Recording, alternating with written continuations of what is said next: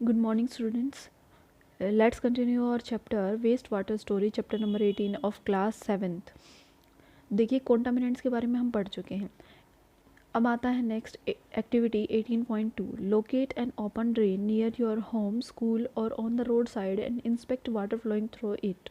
क्या कहता है कि ओपन ड्रेन मतलब जो खुला पानी बह रहा हो, अगर आपके घर के पास बह रहा है, स्कूल के पास है या फिर रोड साइड पर है, तो उसको देखिए. रिकॉर्ड कलर, उसका कलर देखिए. ऑर्डर, उसकी smell and any other observation. और आप उसमें और क्या क्या ऑब्जर्व कर रहे हैं, क्या क्या देख रहे हैं, वो सब देखिए. डिस्कस विद योर फ्रेंड्स, अपने फ्रेंड्स के साथ उस चीज़ को डिस्कस कीजिए. एंड योर टीचर, और अपने टीचर के साथ. And fill up the following table. और ये जो टेबल नीचे बनी हुई है उसको फिल करना है. देखिए, we know that sewage is a complex mixture containing suspended solids, organic and inorganic impurities. कहते हैं कि जो सीवेज होता है ना, वो एक कॉम्प्लेक्स मिक्सचर है, मतलब उसके अंदर बहुत सारी चीज़ें मिक्सड हैं. Containing suspended solid. Suspended solid का मतलब है ऐसा सॉलिड जो पानी में नीचे की तरफ बैठ जाता है. Organic and inorganic impurity. बहुत सारे ऑर्गेनिक इम्प्योरिटी है, कुछ इनऑर्गेनिक इम्प्योरिटी भी है, जैसे कि काफ़ी सारी गैसेज इसके अंदर मिक्स होंगी. Nutrients, saprotrophic and disease causing bacteria. Saprotrophic का मतलब होता है जो डेड और डिकेइंग मैटर पर फीड करते हैं, उन बैक्टीरिया को कहते हैं सेप्ट्रोट्रॉफिक. तो ऐसे बैक्टीरिया और जो डिजीज कॉज करते, बीमारियां करते हैं, उनको कहा जाता है वो bacteria. And other micro organism, और बाकी जो छोटे माइक्रो ऑर्गेनिज्म हैं वो. ऑर्गेनिक इम्प्योरिटी के अंदर क्या क्या है? ह्यूमन फेसेस, जो ह्यूमन हमारा जो वेस्ट है, ठीक है, वो. एनिमल वेस्ट, एनिमल का waste. Oil and urea. Urea कहाँ से आता है? यूरिन से, टॉयलेट से, ठीक है. तो वो किस में आ रहा है? ऑर्गेनिक इम्प्योरिटी के अंदर आ रहा है. उसके बाद पेस्टिसाइड ऑर्गेनिक में आया. पेस्टिसाइड मतलब वो दवाइयाँ जो हम किसी पेस्ट को, पेस्ट क्या होते हैं? छोटे कीड़े जो फसल में लग जाते हैं, उनको मारने के लिए जो यूज़ करते हैं. हर्बिसाइड्स, हर्बिसाइड्स मतलब हर्ब्स, यानी कि जैसे ग्रास होपर है, तो ग्रास होपर जो है वो घास मतलब प्लांट पे फीड करता है, तो उनको मारने के लिए जो दवाइयाँ यूज़ की जाती है, केमिकल यूज़ किए जाते हैं, वो हर्बिसाइड्स में आते हैं. फ्रूट्स एंड वेजिटेबल वेस्ट, और फलों और सब्जियों का जो वेस्ट है वो ऑर्गेनिक में आता है. इनऑर्गेनिक में क्या आता है? नाइट्रेट्स. नाइट्रेट्स का मतलब है नाइट्रोजन के जो कंपाउंड हैं वो. फॉस्फेट, फॉस्फेट के कंपाउंड. And metals. न्यूट्रिएंट्स में हमारे पास फॉस्फोरस और नाइट्रोजन आता है. बैक्टीरिया जैसे कि कोलेरा, ठीक है, एंड टाइफाइड. ये जो जो कोलेरा और टाइफाइड कोज करने वाले जो बैक्टीरिया हैं वो माइक्रो ऑर्गेनिज्म में आता है, सच एज विच कोज डिसेंट्री. और जो डिसेंट्री डिजीज कोज करते हैं वो आते हैं माइक्रो ऑर्गेनिज्म में. Water freshens up an eventful journey. In A home और ए पब्लिक बिल्डिंग. एक घर में या फिर एक पब्लिक बिल्डिंग, मतलब जहाँ पे किस सबका आना जाना अलाउड हो. Generally one set of pipe brings clean water. एक ही पाइप के अंदर क्या आता है? साफ पानी आता है. And other set of pipes takes away the water. और जो बाकी पाइप होते हैं वो क्या करता है? वेस्ट वाटर लेकर जाता है. Imagine that we could see through the ground. हम ग्राउंड से क्या देखते हैं? We would see a network of big and small pipes. हमें बहुत सारी बड़ी और छोटी पाइपें दिखाई देंगी. Called sewers. उनको क्या कहा जाता है? सीवर कहा जाता है. Forming the sewerage. और ये सीवर आपस में, ऐसे बहुत सारे सीवर जो है मिलकर क्या बनाते हैं? सीवरेज बनाते हैं.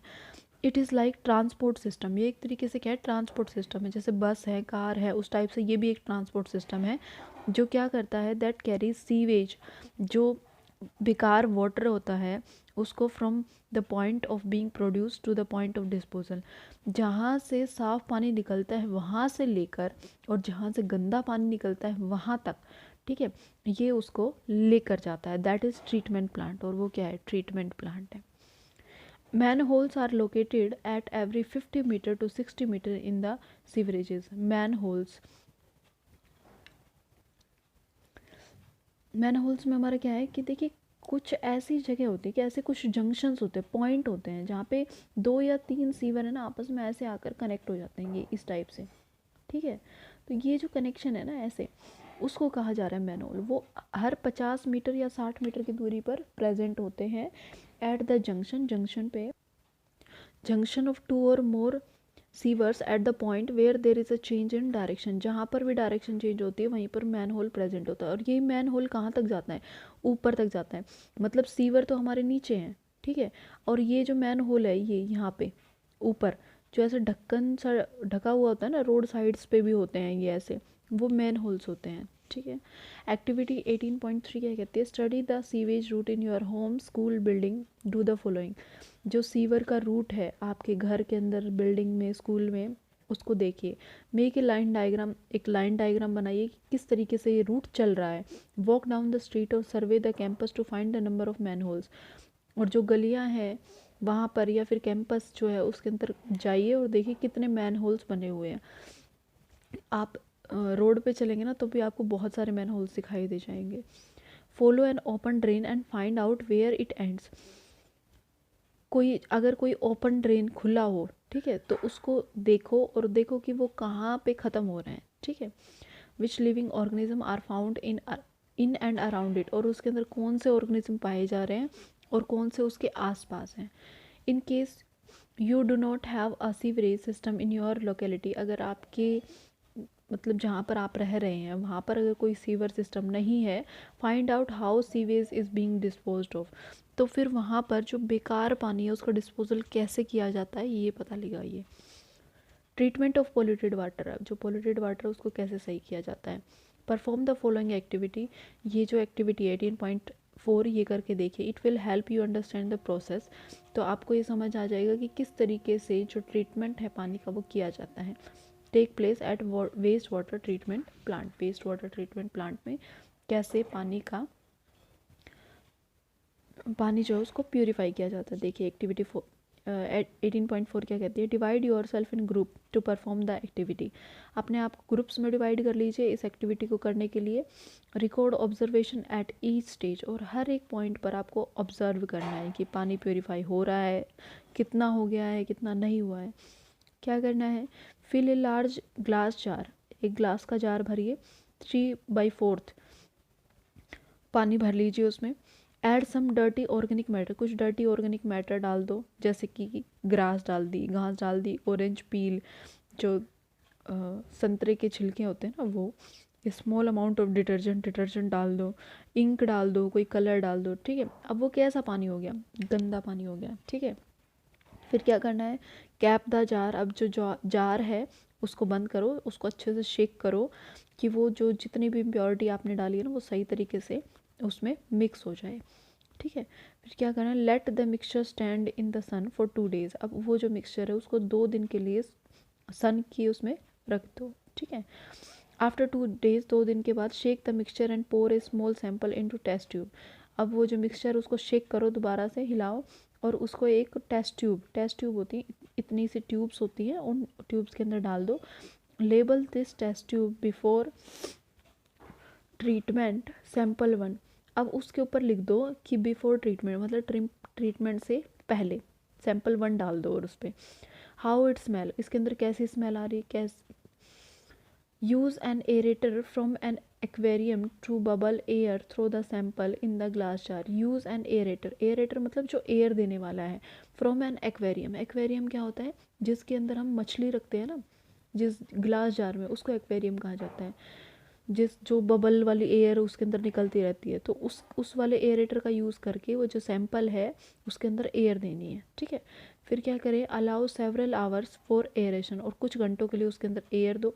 Leave the aerator attached overnight, और उसको पूरी रात के लिए जो एरेटर है उसको अटैच्ड छोड़ दो। If you do not have a aerator, अगर आपके पास कोई एरेटर नहीं है, मतलब एयर देने के लिए कुछ नहीं है, तो ये क्या करना है, यूज़ अ मैकेनिकल स्टायर। तो एक मैकेनिकल स्टायर मतलब घुमाने वाली चीज़, उसको यूज़ करो और उसको ठीक तरीके से बार बार मिक्स करते रहो। Next day when aeration is complete, जब आपने उसको एयर दे दी, अब क्या करो, pour another sample into a second tube. तो अब उस सैंपल को क्या करना है, एक दूसरे टेस्ट ट्यूब में डालो और उसको लिखो आफ्टर एयरेशन, मतलब आपने एयर दे दी, अब उसके बाद वो सैंपल सेकंड है। ठीक है। फिर क्या करो भाई, fold a piece of filter paper, एक फिल्टर पेपर लो, उसको फोल्ड करो टू फॉर्म ए कॉन, एक कॉन बना लो। ठीक है। फिर क्या करें, wet the paper with tap water and then insert the cone in a funnel. फिर क्या करो, उस पेपर को टैप वाटर, जो नल का पानी होता है, उससे गीला करो। फिर उसको इंसर्ट करो एक फ़नल के अंदर, उसको इंसर्ट करो। फ़नल क्या होता है, कीप जो होती है, जो तेल वगैरह डालने के लिए जिस केप का यूज़ करते हो ना आप, उसके अंदर। Mount the funnel on the support, अब जो फनल है उसको ठीक सपोर्ट जो है वो प्रोवाइड करो। प्लेस लेयर ऑफ सैंड, अब उसके अंदर क्या डालो, सैंड डालो, सैंड मिट्टी डालो, कुछ ग्रेवल, ग्रेवल क्या होता है, बजरी जो होती है ना वो डालो, और मीडियम साइज़ की डालो। फिर क्या करो, उसके अंदर जो an actual filtration plant does not use filter paper, जो रियलिटी में जो फिल्ट्रेशन होता है ना वाटर का, उसके अंदर कोई फिल्टर पेपर यूज़ नहीं किया जाता, but the sand filter the several metres deep, जो मिट्टी होती है ना वही वाटर को प्यूरिफाई कर देती है, ठीक है। Pour the remaining aerated liquid through the filter into the beaker, अब क्या करो, जो एरेटेड लिक्विड था, मतलब आपने टेस्ट ट्यूब में जो सैंपल डाला था उसको उस बीकर के अंदर डाल दो। Do not allow the liquid to spill over the filter, बस इतना करो कि जो पानी आपने डाला है ना वो बिखरे ना, ठीक है। If the filtered liquid is not clear, अगर जो आपने पानी अब फिल्टर किया है वो क्लियर नहीं है तो क्या करना है, filter it a few time till you get the clear water, तब तक उसको फिल्टर करते रहो जब तक कि आपको क्लियर पानी नहीं मिल जाता। Pour a sample of filtered water into, अब उसको थर्ड टेस्ट ट्यूब में डालो और फिर उसके बाहर लिखो फिल्टर्ड सैंपल 3। फिर क्या करना है, pour another sample of filtered water into a fourth test tube, अब फोर्थ टेस्ट ट्यूब में रखो।